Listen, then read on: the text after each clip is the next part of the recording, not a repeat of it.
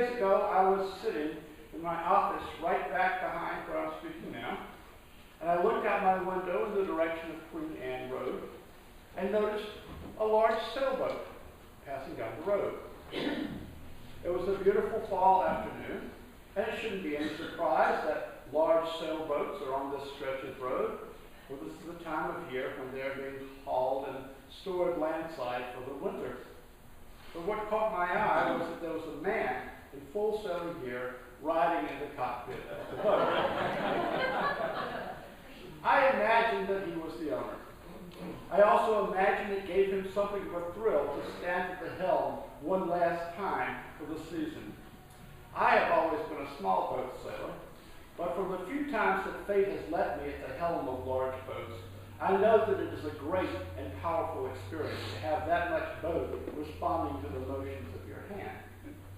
And I've thought of the old mantra for rugged individualism: I am the master of my fate, the captain of my soul. When we're out on the bounding main and the large vessel responds to our every whim, it is easy to believe this. The world is our oyster. We can take this ship wherever we want to drive it. But in reality, even when we are at sea, our choices are determined by wind and tide and shoals. A sailor who steers heedlessly will soon find herself aground or lost. But this man on Queen Anne Road was only playing at being the master of his ship. The ship, in fact, was on a trailer, and the trailer was going wherever the truck driver was going. And thus it seems a good metaphor for our lives. We play at being in charge, but where we're going and how we're getting there are often quite independent of our wills and our plans.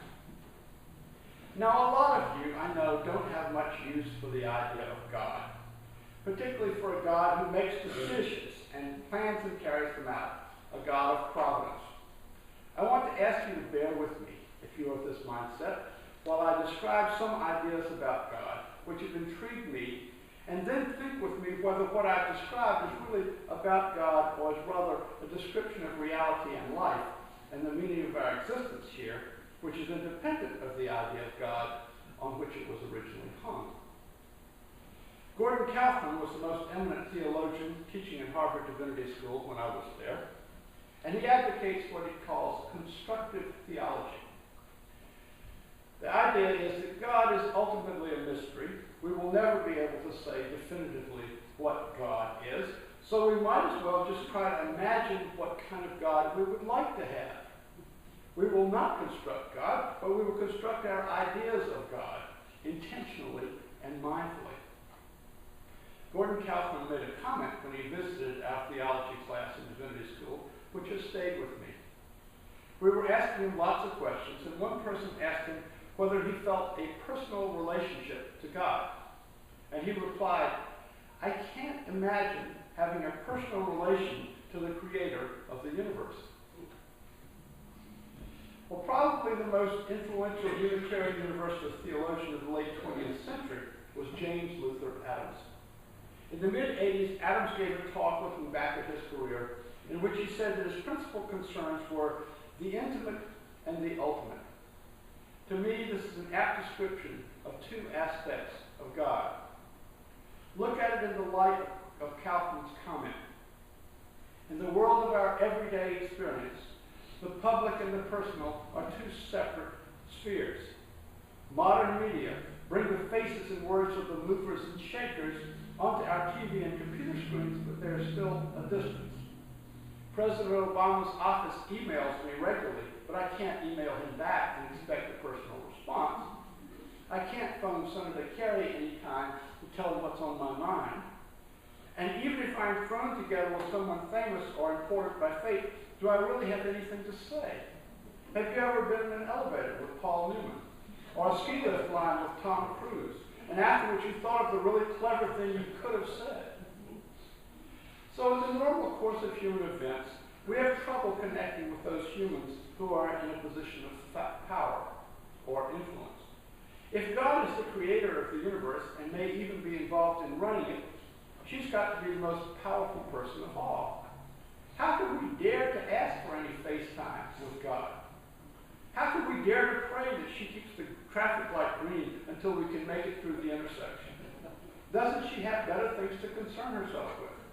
I mean, don't you sometimes have the fear that while God is preoccupied, listening patiently to my complaint about how unreasonable my wife or mother or child has become, some disaster will break out in another part of the world? This is why it is a paradox that people have conceived God as both intimate and ultimate. God is both the smallest and closest thing and the greatest and farthest. As Martin Luther put it, not Martin Luther King, Martin Luther, nothing is so small that God is even smaller, and nothing is so large but that God is even larger. In other words, the traditional conception of God is that he ties together two ends of the scale of things. And what I want to suggest is that this tying together may be a property of the scale of things, whether or not we believe in God. The intimate and the ultimate may be two sides of the same coin. James Luther Adams certainly thought so. In his theology and in his actions, he constantly emphasized the relational nature of human existence. The decisive forms of virtue, he said, are institutional. There is no such thing as a good man as such.